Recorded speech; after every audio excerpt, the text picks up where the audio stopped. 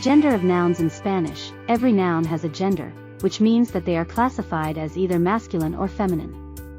Unlike in English, where gender is primarily associated with biological sex, the gender of nouns in Spanish is not always related to the natural gender of the object or concept they represent. Instead, it is a grammatical feature of the language. Understanding and correctly using gender is crucial for proper Spanish grammar and communication. Here are some key points to understand about gender in Spanish. Masculine nouns. Masculine nouns in Spanish usually end in consonants or specific vowel sounds.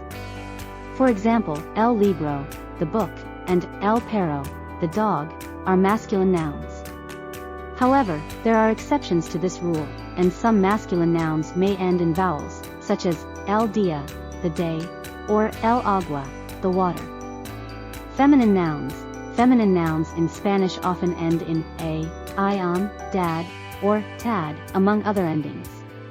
Examples include la casa, the house, and la canción, the song. Similarly, there are exceptions, and some feminine nouns do not follow these patterns, such as el mapa, the map, or el problema, the problem. Gender agreement. Gender agreement is an important aspect of Spanish grammar.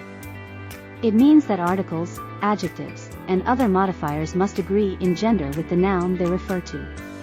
For example, when describing a masculine noun, you would use the masculine definite article, el, and masculine adjectives like bueno, good. In contrast, when describing a feminine noun, you would use the feminine definite article, la, and feminine adjectives like buena.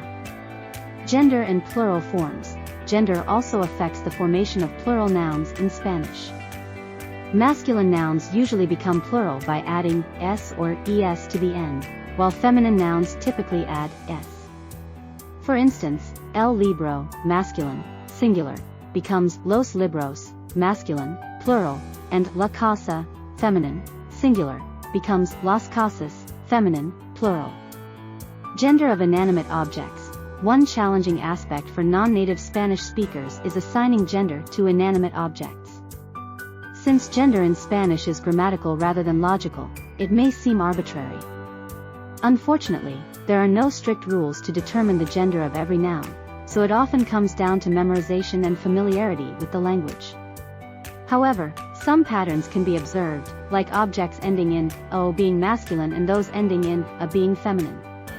Nevertheless, exceptions do exist. Changing gender for people and animals. When referring to people or animals whose biological sex differs from the grammatical gender of the noun, the grammatical gender is used. For example, el bebé, the baby, can refer to both male and female infants.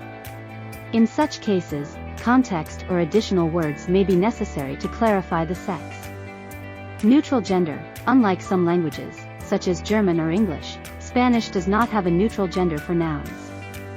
Every noun is classified as either masculine or feminine. Remember that the gender of nouns affects not only articles and adjectives but also verb conjugations, pronouns, and other grammatical elements. It is crucial to pay attention to gender agreement when constructing sentences in Spanish. Learning the gender of nouns in Spanish requires practice, exposure to the language, and continuous learning. As you become more familiar with the language, you will start to recognize gender patterns and exceptions, making it easier to use nouns correctly in Spanish sentences.